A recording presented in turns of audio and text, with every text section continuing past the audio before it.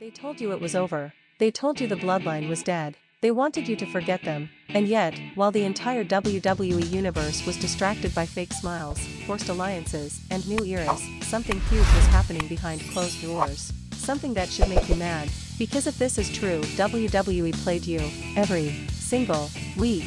At a private New Year's party that wasn't meant to see the light of day, the unthinkable happened. The Bloodline reunited. Not part of them. Not a tease. Not a maybe someday.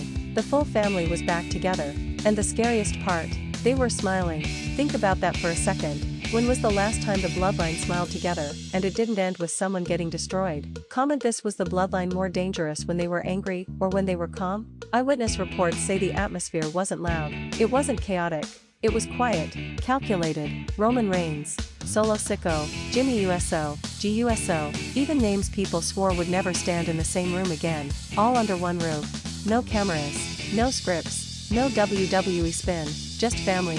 And that should terrify the locker room, because every single time the Bloodline has reunited in the past, WWE changed forever. Titles vanished, careers ended, fans turned on each other. So ask yourself this: if they're back together in private, how long until they're back together on TV? Here's the part that should make you angry. WWE has been feeding us stories about moving on, about new leaders, about the Bloodline being a thing of the past. Meanwhile, they're quietly letting the most dominant faction of the modern era reconnect without a single warning. No build-up, no explanation, just, boom, reunion. Do you think this was planned, or do you think WWE is scrambling to control what's coming? Drop a yes or no in the comments. Sources close to the situation claim this wasn't just a casual party appearance. This wasn't a coincidence. Conversations were had, old wounds were addressed, and some egos put aside. That alone tells you everything you need to know. Because Roman Reigns doesn't show up unless it means something. And if Roman is willing to stand in the same room as everyone again, then 2026 isn't about nostalgia.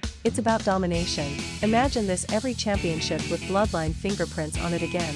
Imagine Solo unleashed without limits. Imagine Jimmy and G finally on the same page, not as rivals, but as weapons. Be honest, would you rather see the Usos together again, or do you prefer them as single stars? One word in the comments. Here's what no one is talking about: the timing. A New Year's reunion isn't symbolic by accident. It's a reset, a declaration, a warning. While fans were celebrating, the Bloodline was planning. While WWE was selling hope, the Bloodline was rebuilding power. And if this reunion makes it to television, it won't be slow, it won't be subtle, it will be violent, shocking, and unfair, just the way they like it. So here's the real question WWE doesn't want you asking: who is safe if the Bloodline is truly back? Name one superstar you think could survive them in 2026. Just one. Because history tells us this: when the Bloodline stands together, everyone else falls apart.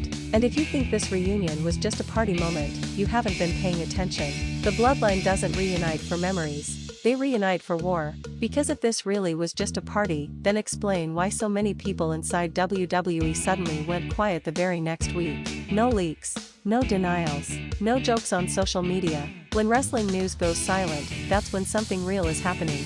And here's where it gets even more unsettling.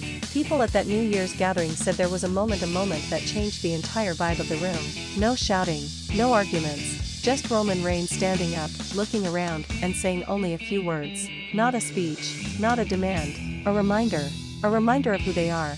A reminder of what happens when the Bloodline stops fighting each other, and starts fighting everyone else. Ask yourself this: when was the last time Roman Reigns spoke softly and it didn't end badly for the rest of WWE? Comment never if you know exactly what I mean. And don't overlook this detail: there were no outsiders invited, no managers, no friends of the family.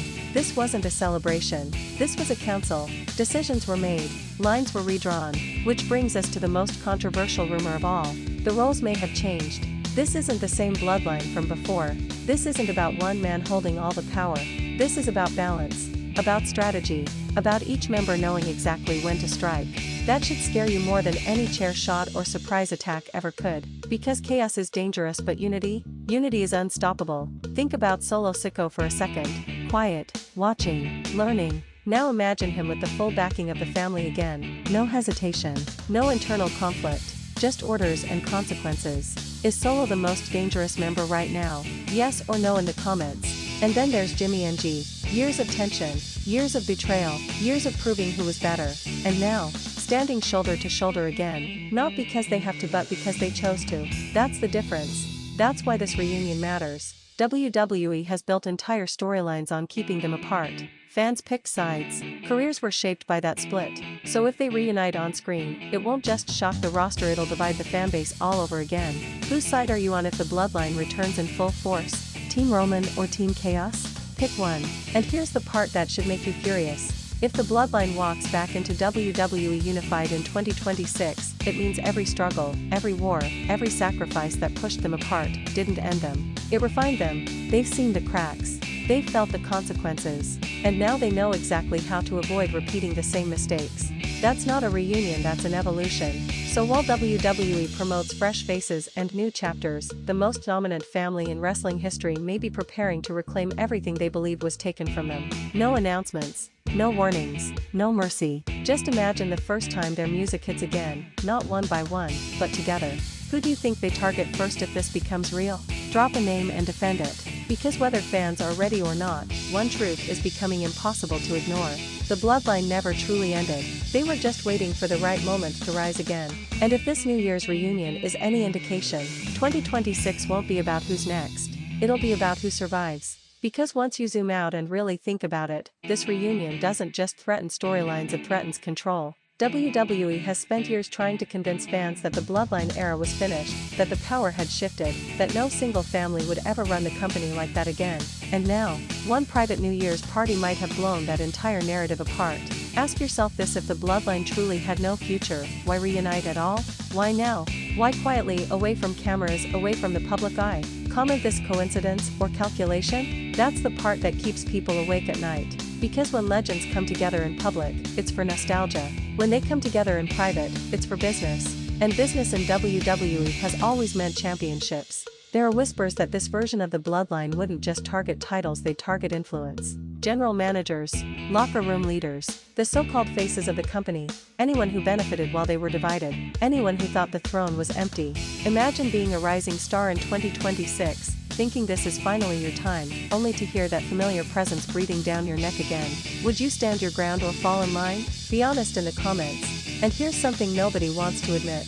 The WWE Universe is already reacting, clips disappearing, posts being deleted, wrestlers dodging questions. That's not random, that's damage control. Because once fans get even a taste of the Bloodline returning as one, expectations explode, pressure builds, and WWE loses the luxury of slow storytelling. If the Bloodline comes back, it has to be big, it has to be brutal, and it has to change everything. So now the only question left isn't if they return, it's when. Royal Rumble? WrestleMania season? Or a moment so unexpected it leaves everyone stunned and angry all at once?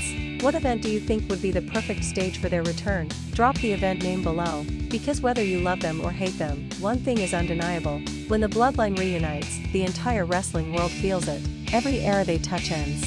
Every champion they face is tested. Every fan is forced to react. And if this New Year's reunion really was the spark, then what comes next won't be a storyline. It'll be a takeover. Don't forget to subscribe and hit the notification bell.